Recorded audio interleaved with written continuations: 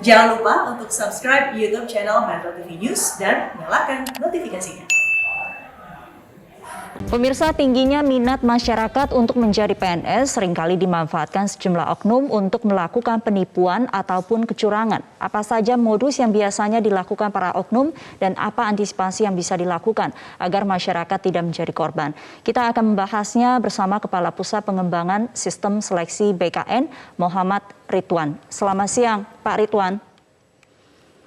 Selamat siang Mbak Sumi, saya izin buka masker ganda. Silakan, saya sesuai Pak dengan Ridwan lagi COVID di kantor. Terima kasih sudah bergabung di Metro Siang. Pak Ridwan, yang ingin saya tanyakan terkait dengan kasus terbaru yang ramai di pemberitaan, kasus anak dari Nia yang kemudian menawarkan kelulusan melalui jalur pengganti. Jadi kalau melihat pengakuan korban, dikatakan jalur pengganti ini adalah menggantikan orang yang sudah lolos namun meninggal dunia karena COVID.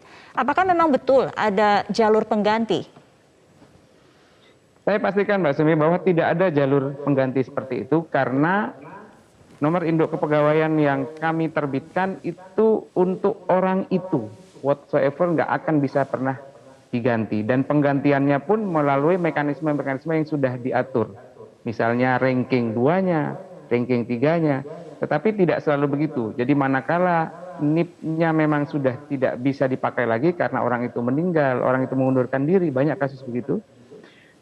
Itu kemudian dibiarkan kosong untuk menjadi formasi yang akan diperebutkan lagi di tahun depan. Jadi saya pastikan tidak ada mekanisme penggantian, apalagi menggantinya dengan sembarang gitu ya, dengan sembarang orang, tidak ada. Oke, apalagi ketika diminta sejumlah uang gitu ya, supaya bisa mengikuti jalur pengganti ini. Pak Ridwan, setiap tahun ketika ada seleksi CPNS ini seringkali kita dengar banyak kasus penipuan, kecurangan yang terjadi. Modus yang paling sering ditemukan itu seperti apa Pak Ridwan? Baik, pertama seperti yang sudah disebutkan tadi ya, anak artis itu. Kemudian yang kedua, biasanya in the middle of the process. Jadi teman-teman akan diminta untuk ikut saja, tetapi kemudian dibantu. Nah, akan kami pastikan bahwa sistem bantuan di tengah itu juga tidak mungkin dilakukan. Baik oleh kami, BKN, oleh instansi, atau oleh orang luar, atau gabungan dari ketiganya. Tidak mungkin bisa dilakukan, karena semuanya pakai sistem. Anda tahu misalnya live streamingnya saja sudah menjadi bukti bagi semuanya bahwa nilai yang bersangkutan adalah sekian. Dan itu orang gampang mengkalkulasi, kalau saingan saya segini, saya segitu, maka tidak ada yang bisa menggantikan posisi saya. Even siapapun tidak bisa.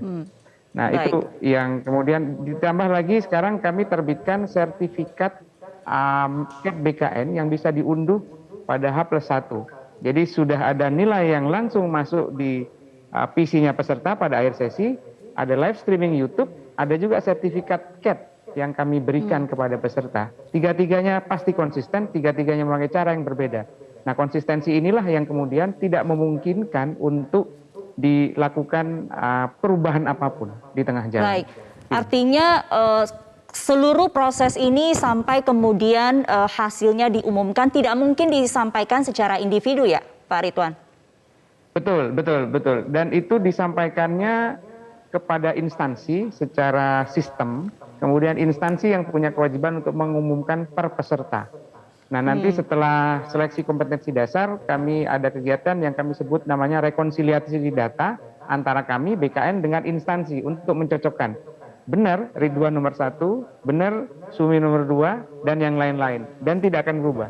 Jadi meskipun sistemnya sudah otomatis, kami tetap memakai cek verifikasi dan validasi dengan instansi. Sehingga potensi kesalahan itu bisa kami minimalkan. Itu yang kemudian tidak memungkinkan disusupi oleh orang lain in the middle of the process. Jadi nggak ada seperti itu. Pak Ridwan, tapi faktanya di lapangan setiap kali masih saja ada kasus penipuan, kecurangan yang terjadi. Jadi titik lemah atau celahnya ada di mana Pak Ridwan? Titik lemahnya adalah minimnya literasi kita. Bahkan seringkali, bahkan saya sendiri, sering dijadikan, nama saya sering dijadikan alat untuk ini sudah atas sepengetahuan Pak Ridwan atau teman-teman BKN, ya, Kepala BKN, Deputi Sinka dan sebagainya. Tapi titik lemahnya ada di kita sendiri. Sepanjang kita masih percaya pada sistem yang salah itu, yang bisa dicurangi itu, maka itu semua penipuan segala macam pasti akan tumbuh subur. Tapi saya jaminkan instansi Panselnas, BKN, Kemenpan RB dan instansi yang lain itu sama sekali tidak punya kepentingan untuk memasukkan siapapun dan tidak bisa dilakukan dengan sistem yang sekarang. Jadi berpulang ke kita lagi. Kalau kita mau ditipu, ya monggo. Kasus-kasus seperti ini akan terus-menerus ada. Bagaimanapun caranya, dengan high tech, dengan low tech, dengan ujian online, offline, itu pasti ada orang-orang yang bisa manfaatkan. Tetapi saya sampaikan lagi, no such a perfect crime. Tidak ada kejahatan yang sempurna. Nggak ketahuan sekarang, akan nanti bisa diaudit real dan sebagainya. Itu Mbak Sumi. Baik, jadi masyarakat yang berminat ikut seleksi CPNS ini harus ekstra hati-hati. Apa yang pesan yang bisa Anda sampaikan, Pak Ridwan? Ya, terakhir begini, jangan pernah percaya pada orang-orang yang akan membantu Anda, kecuali bantuannya hanya doa ya. Kemudian yang kedua, percaya pada diri sendiri, seperti profile picture saya di WhatsApp, percaya pada diri sendiri dan percaya bahwa hanya Allah Subhanahu wa taala, Tuhan yang Maha Kuasa, yang bisa membantu kita. Selain itu tidak akan pernah bisa. Kalau Anda mau rugi, silakan memakai jasa mereka. Tetapi saya pastikan bahwa tidak pernah akan jadi ASN, CPNS, P3K tidak akan pernah lewat jalur belakang. Itu barangkali. Pak Ridwan, terakhir, kalau masyarakat menemukan ada penipuan kemudian yang terjadi, kemana kira-kira mereka bisa melapor? Paling cepat adalah ke kami, baik email bkn humas@bkn.go.id, lapor BKN seperti yang sudah disebut tadi, atau pengaduan-pengaduan yang bisa dilakukan ke ke instansi lain juga, instansi yang dilamar juga bisa. Jadi dari sisi manapun, dari WhatsApp, dari DM kami, DM ke kami ya di media sosial BKN, kemudian ke email BKN, kemudian ke lapor BKN dan sebagainya, itu bisa jadi sarana. Ke WBS BKN juga memungkinkan untuk dijadikan sarana untuk tempat mengadu.